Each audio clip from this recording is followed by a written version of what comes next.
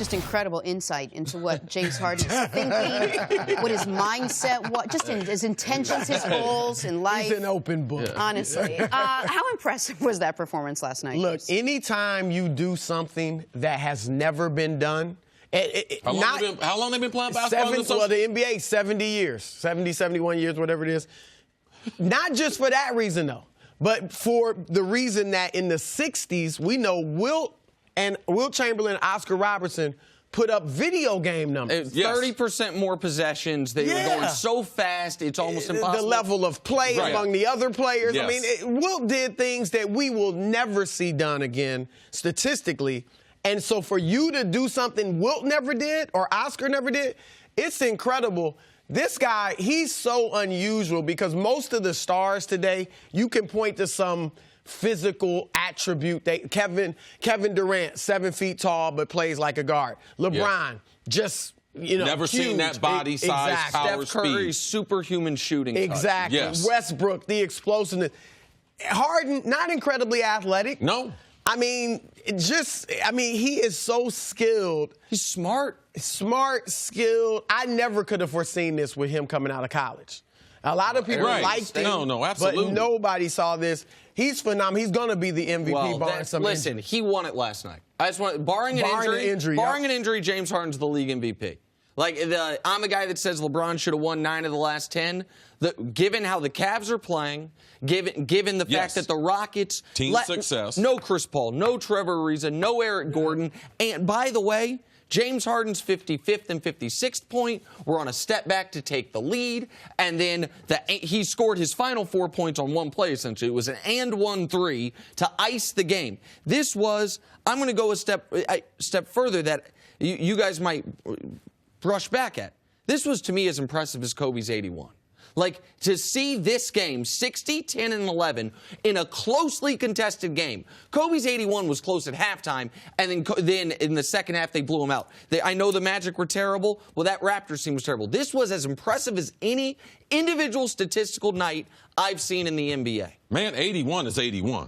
Like, stop playing. Besides Wilt's 100, man, 81 is 81. Now, he talked about before, especially with that era of basketball, when you don't have players like Wilt, you didn't have players like Oscar, were able to duplicate the 60 triple-double. That stands by itself. But I'm not going to throw any shade at Kobe Bean Bryant, that 81, because that was an amazing. Kobe, how many did he get on his last night? What? Oh, 60. 60. Okay. Not only did he have 81, but Kobe had another 60. Listen, I think Kobe's most impressive game wasn't the 81. I thought it was the 62 points in 3 quarters. Well, that's true. Some people think it was a 60 on his last night. And again, I don't think it's throwing shade. I'm saying it's as... it was that kind of special. I'm not going to push back on you because Kobe had 2 assists. 81 points, but 2 assists. I ain't got time to pass. I'm trying to get buckets. And I'm going to stick with the never been done because, 81 had been done as far as Wilt scoring 100. And let me just, real quick, I just want to tell the audience one other thing. How lucky we are these last 2 years. Going into last season, in NBA history, there had been 2 50-point triple-doubles. One by Kareem, one by Wilt. In the last year and a half, Russ has 3, Harden has 3. So in all of NBA history, there had only been 2. There have been 6 by these 2 guys in the last year and a half, and one of them now is a 60-point triple-double. Chris, you touched on this earlier, but finish the thought. What does James Harden do better than anyone else? What is it about him? He's just so crafty. He's almost like an old school guy. Before Michael Jordan, he's not the best shooter. He's a very good shooter. Different ways that he can score. Exactly. Because last night, physically, he's not going to play above the rim. His ability to be able to understand basketball. He's almost like a savant when he's dribbling, getting open space, and he is a shot creator. He can shoot some shots. A lot like Kobe. His moves, herky-jerk, he's not, unorthodox. Just throws you off. Like, if you think back pre-Jordan, the best basketball players weren't considered that athletic. Larry Bird, Magic Johnson. It was about skills and intelligence, craftiness, all that. That's what Harden is. He's almost like a throwback. And he's a wildly underrated passer. One of the 5 best passers in the NBA. Tremendous passer, no question. And he doesn't get enough credit. It's unfortunate, for our team and obviously with everything that's been going on as of late, with our ball club, just trying to figure out, our how we're going to play every night or different lineups and, you know, getting everybody into the flow. You know, when you have, you know, Kev go out like that, you know, he's going to be out for quite a while, maybe 2 months. You know, it's just tough on us. All right, so let's figure all this out. What does this mean now for the Cavaliers, Cris? Well, I think as bad as things have gotten, I think they would have figured it out with IT. And I still had them winning the East. And look, as long as you got LeBron James, I'm not going to write you off in a very weak conference because Boston's the leader. Boston's lost 5 of 7. Jason Tatum and Jaylen Brown have hit the wall. They really haven't played that well in January. Marcus That's Smart why they're literally losing. hit a wall. Exactly. Yeah, so this is still a bad conference that they could win with LeBron James. Here's the problem. We talked about this a little bit earlier. If Isaiah Thomas steps up in Kevin Love's absence and plays really well, the problem is Love's coming back in mid-March, and then is he the third option now? He was playing better as the second option. So you're going to have another adjustment period once you get through this one with Love gone, with Isaiah back as the second guy, playing well, assuming he does. Then Love steps in, and everything gets mixed up again. So that's one of the main concerns I have with them. They lose a lot with Love in addition to the numbers. He spreads the floor on offense. He exploits smaller defenders in the post that nobody else on that team can do. Who you replacing him with? Jay Crowder, Channing Frye? I mean, this is a problem, and they're going to find this out. The thing is, though, Love being the third option has been the status quo for them up until this season. He's been third option. You had a much better second option. Oh, I totally agree with you. I just mean for Kevin Love, it's not like he's become used to being the second option. He was the second option of his 3.5 years in Cleveland for just half a year, just for the beginning of this season. I do think this gives Isaiah Thomas a better chance to get back to what's his ceiling? 75% of what he was last year? Call it that? Like, he's never going to be, even if he didn't get hurt, he wasn't going to be what he was last year again. Well, not points per game. He could have played as well and averaged 21. You mentioned that the East is weak, and so the Cavs still should get through it. The first year LeBron was in Cleveland, there was a 60-win team in the East that had 4 All-Stars. It was not the Cleveland Cavaliers. It was the Atlanta Hawks. And you mean when he went back after? His first year, back in Cleveland, pardon me, not his rookie season. And the Cavs played them in a playoff series without Kevin Love and with Kyrie Irving, who played 48 minutes the entire series because of an injured knee.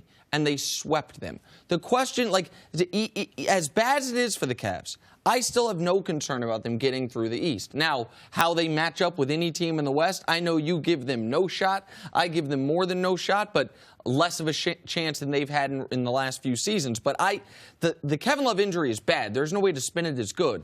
But I don't think it for me, doesn't change any playoff series up until the NBA Finals. It might not change the playoff series, but if we talk about a team not playing very good basketball, also, how many games do we think they're going to win? Because regardless if you think they're better than, if they slide past the number 4 seed. Which is possible. Yes. Oh, yeah. Okay, so that's my concern. So regardless if you think they're better, you play all the series where you don't have home court advantage. And you get a bad matchup in round 1. The same thing we talked about, just on a different scale, with Golden State in the West. That's what made the West so interesting, is that not only that first round matchup, but that second round matchup because of the depth of the West. So now, if they slide down to 5, 6, what if they get to 6? What if they're the 6th seed and they play the number 3 seed, which potentially that could be an issue. I'm concerned they missed training camp. LeBron and IT weren't together. LeBron had the serious ankle sprain. Now they get into the beginning of the season, all right? They don't have IT there. They put Calderon in. They run off a stretch of good basketball. And then now they bring IT back. They struggle again. IT also has the question, hey, Jenna, were you sick yesterday at work? Is there a reason why you didn't come to work? I had such an issue with that, by the way. I mean, just the pettiness that was already going on. Yeah. And then now you lose Kevin Love, which I believe is an underrated player. Like, I don't see them winning a championship without Kevin Love being an outstanding player. I believe all this is, there's more pressure on IT now. There's more pressure on him because of Kevin Love not being there, that He could be nothing's under in the his way microscope now. because we know it's not going to be LeBron's fault. Yep. So they're going to be more optics on IT. It's going to be interesting to see how he performs under that. He's got to step up and be that legitimate second scorer now, because you look at that roster, you can't count on Dwayne Wade every night at his age. And the whole plan for Wade was for him to be as fresh as he's ever been come the playoffs. So you don't want to lean on him heavily right now. So it's going to be on Isaiah. But like I said, you mentioned Love. His first 3.5 years, he was great for a third option, 18 points, 10 rebounds a night, but he was inconsistent because that's what third options are. He was playing, I think, the best ball of his career before IT got back. As the second option. Yes, as the definitive second option, because you know you're getting a certain amount of touches, looks, plays called for you the whole 9 yards, and he was at center. Now that's going to all be changed if Isaiah, even if he plays well, it's going to be a problem when Love gets back. Could they have won? How far could they have gone with Kevin Love as their second option all the way? Without Isaiah? With Isaiah, but with Isaiah not as your second option. I think they could win the East. I don't think they can beat Golden State, but I think they could win the East. Here's the thing, I still give them a which shot. makes talking about the Cavs very difficult. If you are from anywhere from where I am on LeBron and the Cavs to everything short of where our friend Skip is, guess what? Almost everyone's got him winning the East. What if Kevin Love's out for the year? Yeah, they got LeBron. They're probably going to win the East. The question is, can they beat the Warriors or the Rockets, whomever it is? Like, we're judging it on that fine margin. 2 weeks in June that we're far away from. Now, the question I have for you is this, though. Does this injury affect their trade deadline plans? That trade deadline is in 10 days, 9 days. I don't see them making any major significant moves. Now, even if they bring in, the Clippers have been saying they will not give them DeAndre Jordan unless they get that Brooklyn pick. And now, does that change? I wouldn't give up the Brooklyn pick. Does that change? Do the Clippers decide, you know what? They're just negotiating. They called our bluff. They already could have 2 lottery picks. We'll give you DeAndre just for your pick and some other players. Maybe that happens. DeAndre Jordan, to me, doesn't get them above the Warriors. I disagree. I don't think anyone discusses, most people in the league now aren't discussing the Cavs as far as beating the Warriors. When we talk about are the Cavs going to be all right, most people are thinking, will they reach the finals? And will they beat the Warriors? I agree most people don't think they're going to beat the finals. Warriors. My point is, even the people that are skeptical of the Cavs, I think most still believe, but they're going to make the finals. There's a growing number, though, that are doubting. You're doubting. Growing number of people that are going to be wrong. Thanks for watching. Subscribe here to get the latest from the show. Also, be sure to check out more of the best clips from First Things First, or go watch a few segments from our other shows on FS1.